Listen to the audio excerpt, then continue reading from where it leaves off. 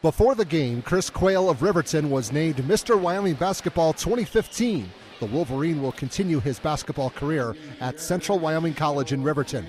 The Wyoming All-Stars versus Montana at the Golden Dome on the campus of Sheridan College. First quarter, Wyoming wearing the brown. This game is tied at 3.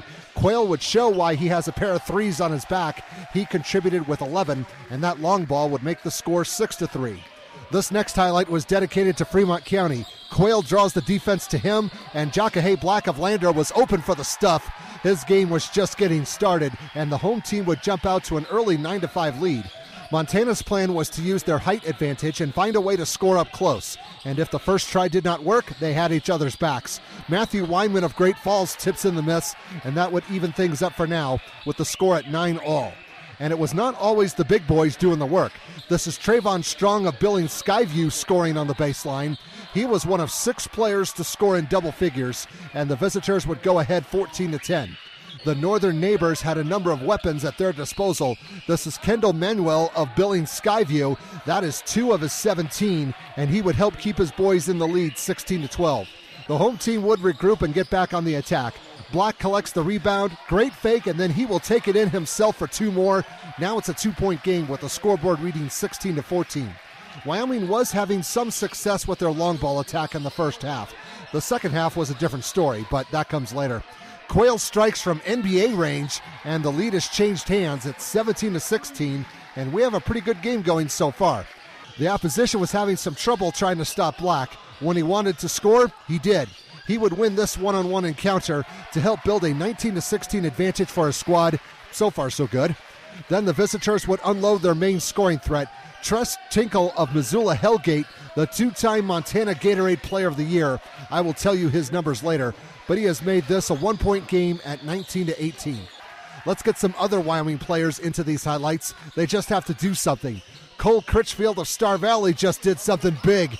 3 of his 10 points right there, and his team has a 22-18 advantage. Montana would hang around. Manuel is going to take care of business himself on this play. Drives the lane and gets the finish with a couple of seconds to spare. That's a good way to finish the first 10 minutes. The home team was still ahead 24-20. Second quarter, Wyoming would build on their lead. This is Austin Housekeeper of Mountain View. Top of the key and gets the 3. The lead is up to 7 points. We have a 29-22 score. The opposition had to work for their points. The defense was not making it easy to score inside. Jared Samuelson of Billings West breezes by a defender to put in 2 of his 13 for the cause. That would keep them within striking distance. It's 29-25. Things were going back and forth for a while, and that can make for a good all-star game. Marcus Nolan of Kelly Walsh was in the right place at the right time to grab the loose ball and score. Wyoming is still up 35-28, but the visitors would strike back quickly. Tinkle was on the line, so this is a very long 2. He was just finding his stride, and it's now 35-30, but he was not done. Now for some defense. His 6'8" size is going to reject Critchfield, and you thought all-star games were just a bunch of guys showing off their offensive moves. Sometimes crazy plays happen, and sometimes they work. Wyoming had the turnover, then they lost it, and Danny Betcher of Billings West will help himself to a free gift. The Northern Neighbors would stay close, trailing 35-32 at this point. Now you want to talk about a crazy play, Black can do that. I still don't even know what exactly he did, but it was awesome and it got the job done. 23 points for the Tiger grad to lead his squad, and he has his boys ahead 37-34. This highlight has happened a few times already. Sadly, though, in the second half, Wyoming kept trying it, and it did not work. Quayle took what he could get, and he's happy for now with a 42-38 score. Montana would not go away. They came to play. Samuelson is going deep and sinks a 3, and the lead has shifted in the other direction. That's what his boys needed, and they are now up by 1 with the score at 43-42. The home team would retake the lead briefly, but there was still a little bit of time left. Strong will drive the baseline, gets the shot off in time, and beats the buzzer. That's how you seize momentum. A good first half on both sides, and it was 45-all going into the locker room. Third quarter, the score would stay close for just a bit longer, and things got a little bit crazy. One turnover after another.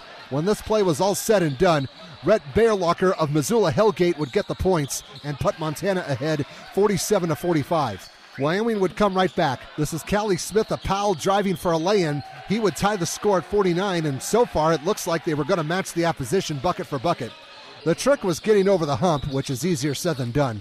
Black did way more than his share of scoring, and he had his share of highlights. The home team is down 52-51. The opposition was able to keep Wyoming at arm's length. Tinkle's going to bury a three from the corner and open up a little breathing room on the scoreboard. It's 55-51. But Wyoming kept fighting. Nolan with a great fake and breezes by defender for a great reverse lay-in. The score is 55-53, but that would be the last time the score was ever that close because this game became very one-sided from here on out. Montana would step things up a notch and pretty much did whatever they wanted. Manuel will fight his way in for a basket. That was just the start. The scoreboard reads 61-53. They had the height advantage in this game, and they were finally finding ways to score up close. Tinkle led all scorers with 25. This contribution would make this a 10-point difference. Now it's 63-53.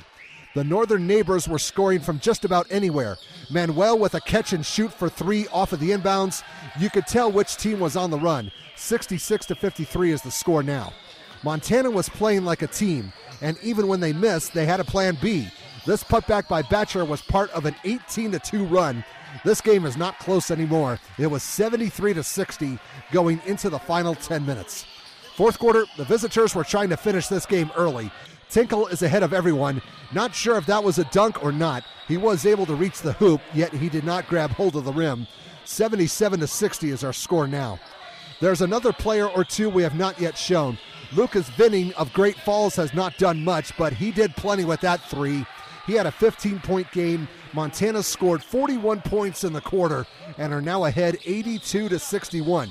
Not much was going right for the home team, but once in a while they would get a play to work. Here's Trey Larson of Gillette with a drive and lay-in, but his squad needs more, trailing 88-65. This is an example of what Wyoming was doing. Coming down, shoot a quick three, and as of late, it has not been working. Black was able to salvage 2 points, though, on this play, but his boys are on the wrong end of a 94-68 score. We're going to cut these highlights a bit short. It is an all-star game, but it has become a blowout. Parker McCafferty of Belt will put the opposition over the century mark with that three ball to make it 102-72. Here's a heads-up play for the home team. Dylan Daniels of Sheridan with the interception, brings it back, hoop, and the foul. That was highlight-worthy, but the deficit is at 30 points. 106-76 is the score, and we still have 3 more minutes to play. Who else have we not shown? How about Alec Johnson of Evanston? Pretty finish right in front of the camera. It's all about pride now. The home team is down 113-82. Okay, last one.